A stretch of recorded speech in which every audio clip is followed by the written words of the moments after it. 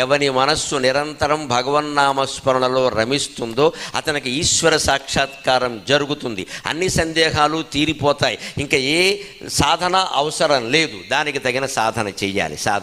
మనం ఇంట్లో ఉండే కృష్ణుడు బొమ్మ మన కళ్ళ ఎదురుగా శ్రీకృష్ణుడిగా మారుతుందమ్మా, సందేహమే లేదు. మనం ప్రయత్నం చేయాలి.